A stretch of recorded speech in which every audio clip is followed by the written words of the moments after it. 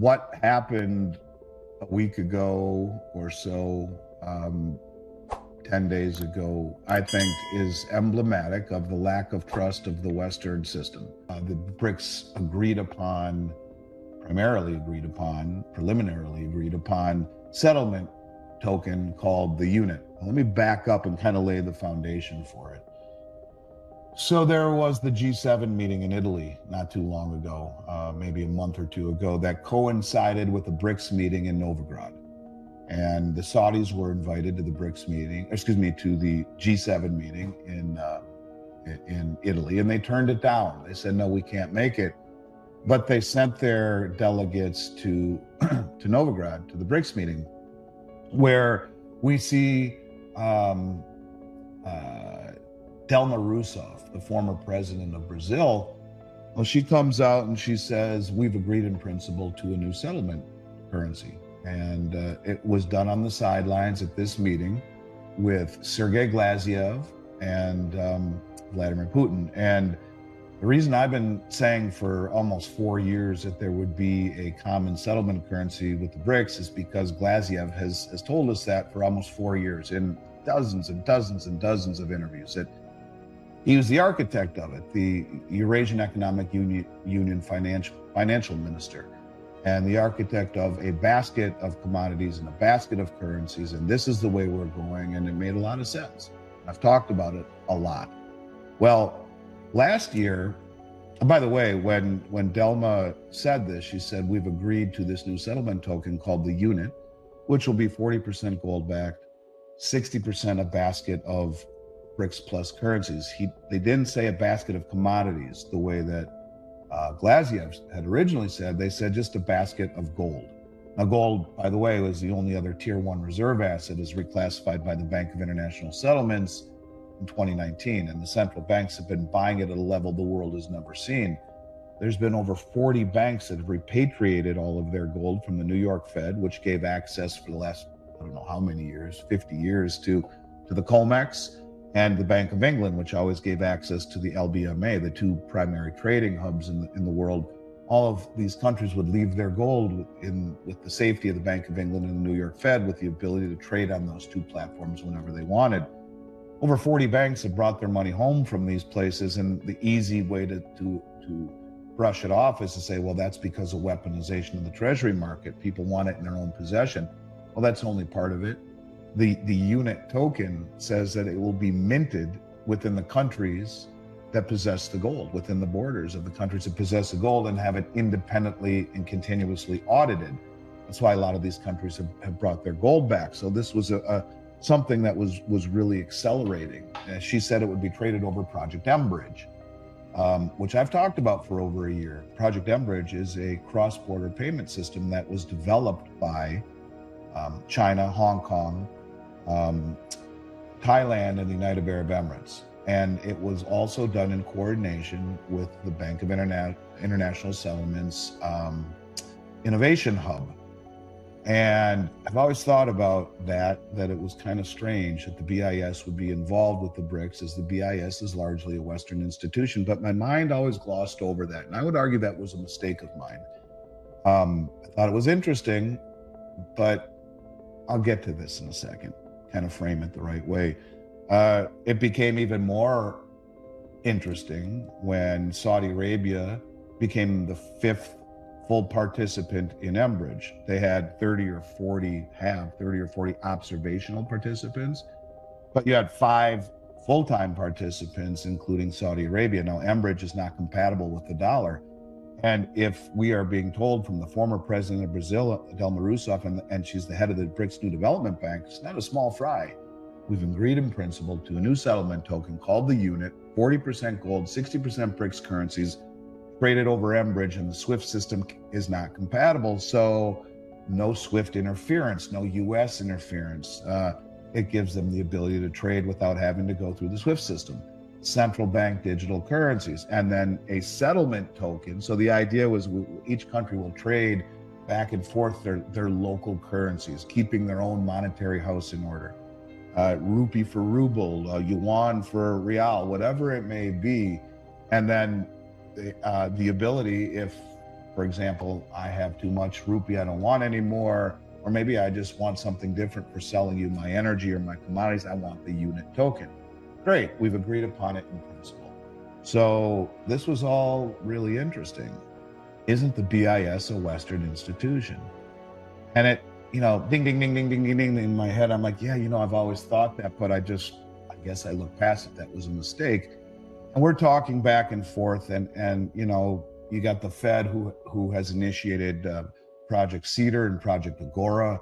These are their CBDC payment systems, cross-border payment systems, similar to mBridge. And we're talking. I said, it's interesting. I said, the BRICS just had their big meeting, and they were talking a lot about the WHO, the United Nations, the IMF, the BIS. It's as if they want to integrate with the West.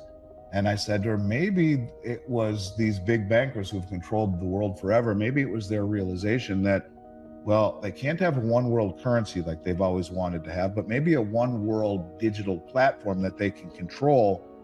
So they helped develop mBridge, and they're also, of course, with Project Cedar and Agora. So they'll pull the strings from above, and maybe there's a couple of currencies, settlement currencies, or central bank digital currencies of other nations, but we can control the pathways. And then we went with that for that. Yeah, that makes sense, but I don't know. Well, let me get to the point what I'm getting at here. What just happened by the BIS, I find to be an indictment of the West. It's right out of a James Bond movie. It's espionage, as far as I'm concerned. mBridge, which would trade the new settlement token, was developed by China, Hong Kong, Thailand, UAE, and Saudi Arabia just became the 5th full-time member. Backed by the BIS Innovation Hub, right? So this has been going on for 4 years, the development of this program, and the technology primarily comes from China. So you have a State Department official who comes out in conjunction with the BRICS meeting, and he says, alternatives to the SWIFT system and the undermining of the dollar's role threaten global democracy. What? Like, if that's not a quite a statement, to say that it undermine any alternative to the SWIFT system and the dollar's global role threaten global democracy. Paul Krugman, the talking head economist, he says de-dollarization is in fact impossible because there just aren't any good alternatives. So you got Paul Krugman, this knucklehead, saying there aren't any good alternatives, and the State Department comes out and says alternatives to the SWIFT system and undermining the dollar's role threaten global democracy. Well, that goes back and forth, kind of contradicts one another. There are no good alternatives, but if any alternatives threaten global democracy, we have a problem with that. So let's get back to the story. So you have this guy named Augustus Carstens. He reminds me of Augustus from Willy Wonka, only grown up. Looks just like him. And he says, we cannot directly support, he's the head of the general manager of the BIS. We can not directly support any project for the BRICS because we cannot operate with countries that are subject to sanctions. I want to be very clear about that. And then you get Agatha Demarius, a senior policy fellow at the European Council of Foreign Relations. In the long run, there is no doubt that mechanisms like BRICS could be useful for China, Russia, or others to hide sensitive transactions from Western authorities. The underlying technology is in fact a tool to circumvent sanctions and potentially undermine the dollar's dominance in the global financial system. I mean, you want to talk about gross. The BIS wants to pull the plug on mBridge after 4 years of development, knowing it was for the BRICS to trade outside the SWIFT system. And at the 12th hour, after they've announced it, launched it, and it's operational, they say, no, we can't do this because Russia's being sanctioned, Iran is being sanctioned, we can't be part of this. Where the hell have they been for the last 4 years? Why was this not brought up before the big BRICS meeting, before it was launched, before they tell the world we have a settlement currency? It's right out of a James Bond movie. It is flat out espionage as far as I'm concerned.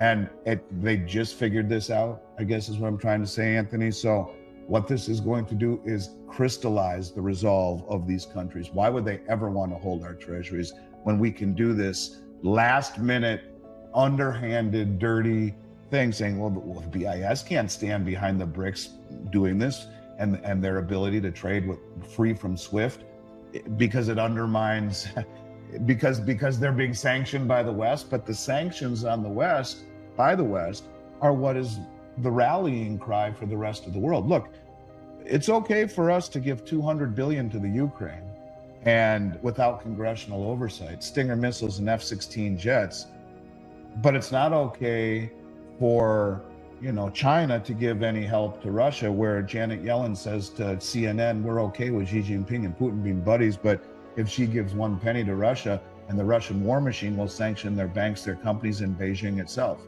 It's the hypocrisy that these countries say this is ridiculous, that they feel that it doesn't matter what we do. It doesn't matter that we invaded Iraq 20 years ago under false pretenses, never found weapons.